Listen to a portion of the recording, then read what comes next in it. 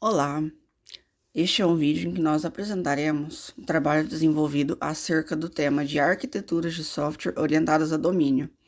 Este trabalho foi desenvolvido pelos alunos Carla, Rafael Sanches, Renato e Vitor Tavares, do terceiro ano do Bacharelado em Engenharia de Software do Instituto Federal do Paraná, campus Paranavaí, para a disciplina de Desenvolvimento para Dispositivos Móveis. Uma arquitetura de software orientada a domínio é um tipo de arquitetura de software que tem um foco específico na criação e desenvolvimento de sistemas que são específicos para um determinado domínio de negócio. Mas o que seria isso?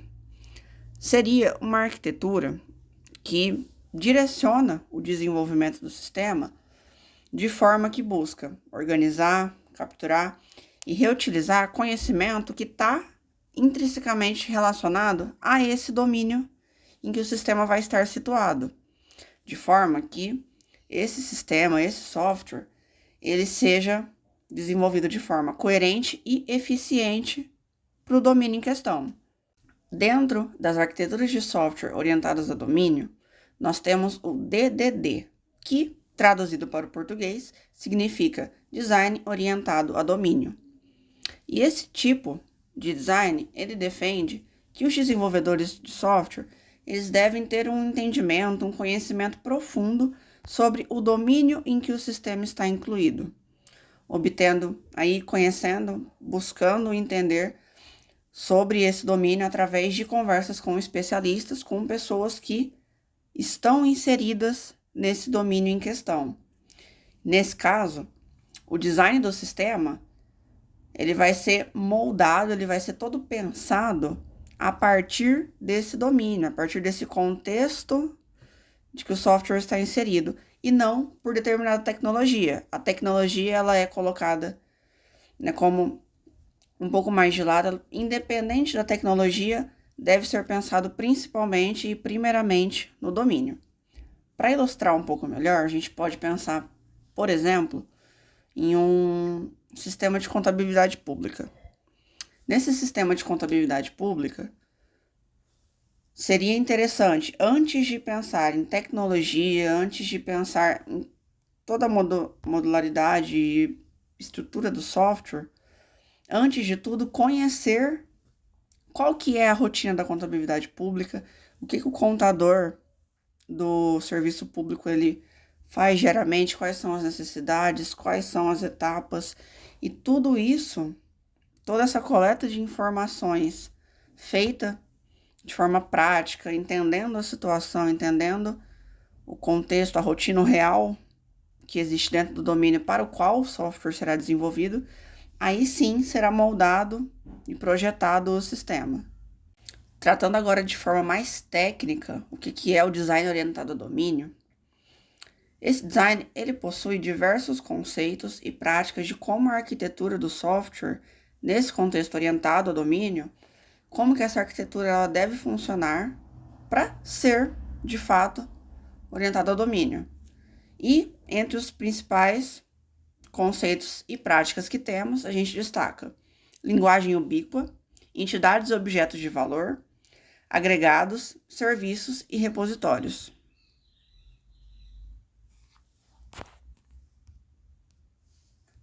Então vamos começar falando sobre a linguagem ubíqua. Em resumo, seria um vocabulário comum que deve ser utilizado por todos os membros da equipe para descrever aspectos do sistema. Essa linguagem deve ser utilizada por toda a equipe, desde os desenvolvedores até os especialistas do domínio.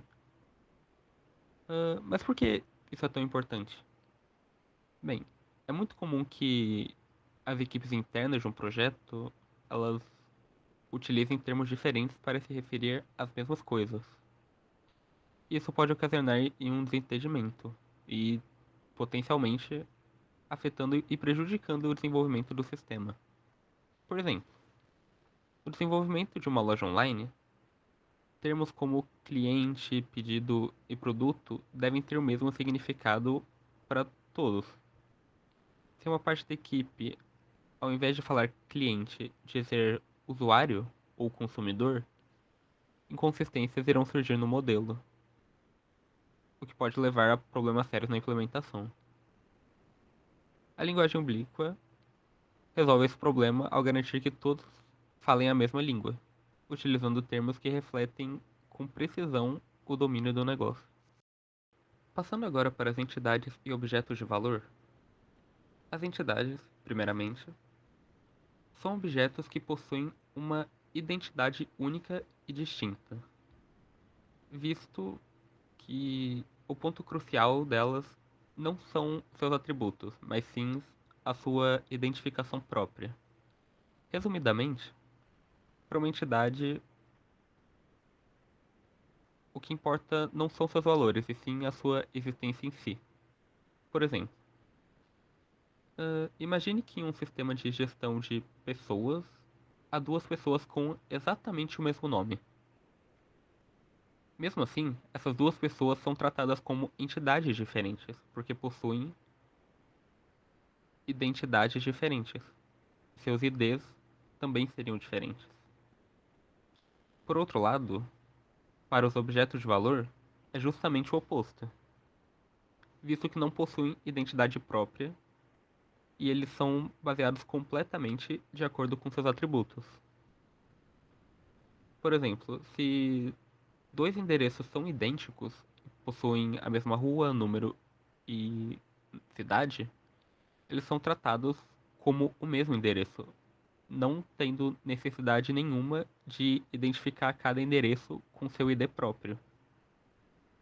Dessa forma, a principal diferença entre entidades e objetos de valor é que as entidades são identificadas por um identificador único e podem ter suas características alteradas ao longo do tempo, enquanto os objetos de valor são definidos pelos seus atributos e são imutáveis. Agregados. Um agregado é um grupo de objetos, ou seja, um grupo de entidades e objetos de valor que é compreendido como uma única unidade de dado. Na composição de agregado, temos a raiz do agregado, que sempre é a entidade principal do grupo. Essa raiz sempre será uma entidade. Não existe um caso onde essa raiz será um objeto de valor. E sua função é garantir a consistência e a integridade dos dados dentro desse conjunto. A raiz do agregado é a única parte do agregado que pode ser diretamente acessada por outras partes do sistema. Qualquer outra entidade ou objeto de valor dentro do agregado deve ser acessada por meio da raiz do agregado. Uma das principais vantagens dos agregados é que eles ajudam a controlar a complexidade e manter a consistência do sistema, já que ela limita a quantidade de dados que podem ser manipulados de uma vez só. Isso é importante em sistemas mais complexos, onde a integridade dos dados é crucial. Por exemplo, imagine um sistema de e-commerce onde um pedido pode ser considerado um agregado. Dentro desse agregado, temos várias entidades e objetos de valor, como os itens do pedido e o endereço de entrega. O pedido é a raiz do agregado, e para alterar ou acessar qualquer informação sobre os itens dos pedidos ou endereço de entrega, você deve passar pela raiz do agregado, que é o pedido. Então, em resumo, os agregados ajudam a organizar e gerenciar a complexidade de um sistema, mantendo a consistência e a integridade dos dados. Bem, agora falando sobre a parte de serviços. Objetos de serviço em uma arquitetura orientada a domínio encapsulam operações importantes do domínio que não se encaixam em entidades ou objetos de valor. Eles são stateless, ou seja, não possuem estado interno e normalmente consistem apenas de métodos, sem atributos. Esses serviços focam em realizar ações complexas, envolvendo múltiplas entidades, separando a lógica de negócio das entidades e facilitando a reutilização e teste. Contudo, é importante equilibrar seu uso para manter a coesão do modelo de domínio. Agora, referente aos repositórios. Um repositório é um objeto responsável por recuperar objetos de domínio, como entidades ou agregados de um banco de dados. Ele fornece uma camada de abstração que lida com as complexidades do acesso ao banco de dados, permitindo que o modelo de domínio se concentre na lógica de negócio, sem se preocupar com detalhes de persistência. Repositório centraliza operações de consulta e persistência, facilitando a manutenção e evolução do código.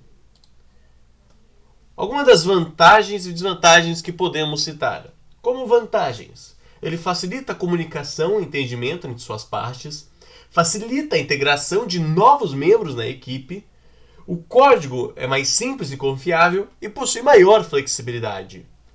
Já das desvantagens, pode ser difícil estabelecer uma linguagem comum entre as partes. Exige tempo para compreender o domínio, necessidade de conhecimento do domínio e é mais adequado para domínios complexos. Falando um pouco sobre a arquitetura hexagonal agora, ela não é tão recente, apesar de atualmente estar sendo redescoberta de certa forma.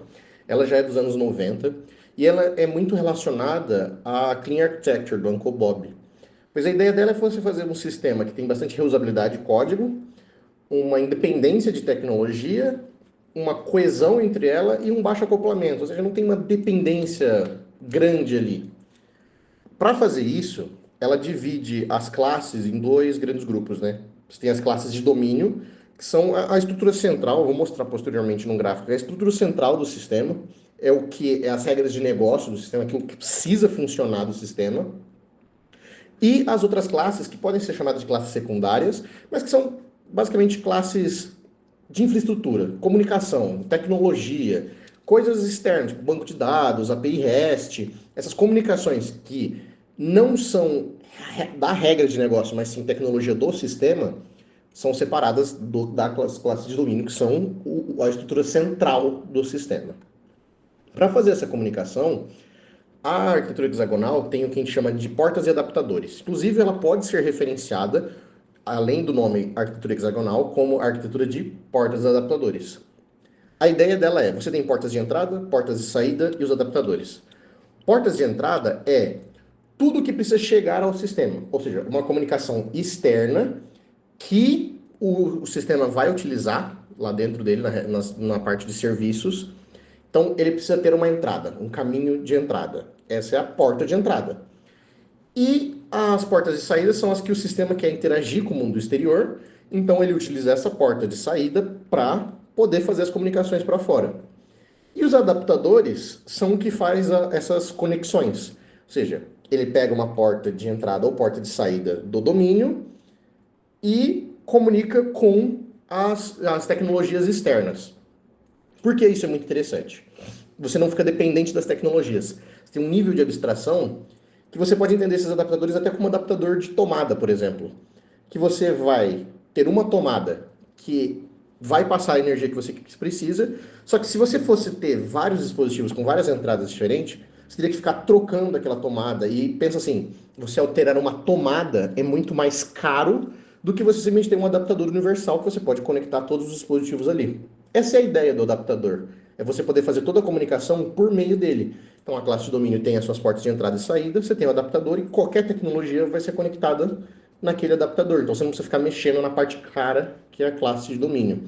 Como vocês podem ver no gráfico, a gente tem ali a parte das interfaces, que é a interface web, interface mobile e partes de sistema interno. Eles se comunicam ao adaptador, como são interfaces que vão enviar coisas para a classe de domínio.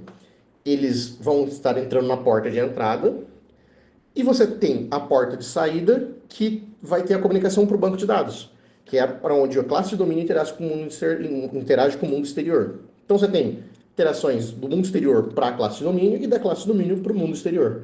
A ideia da arquitetura hexagonal é essa, você ter bem definido como vai fazer, o que cada coisa vai fazer e como a comunicação deve ser feita. Assim, a sua classe de domínio não vai ter dependência dessas tecnologias, como o Uncle Bob mesmo diz, que você ter dependências de tecnologia é tornar o seu sistema falho. Porque se você falhar, se uma tecnologia falhar, o seu sistema todo vai falhar. E se você for fazer novas funcionalidades, também seria um problema você ficar toda vez alterando as regras de negócio para aquela nova tecnologia funcionar.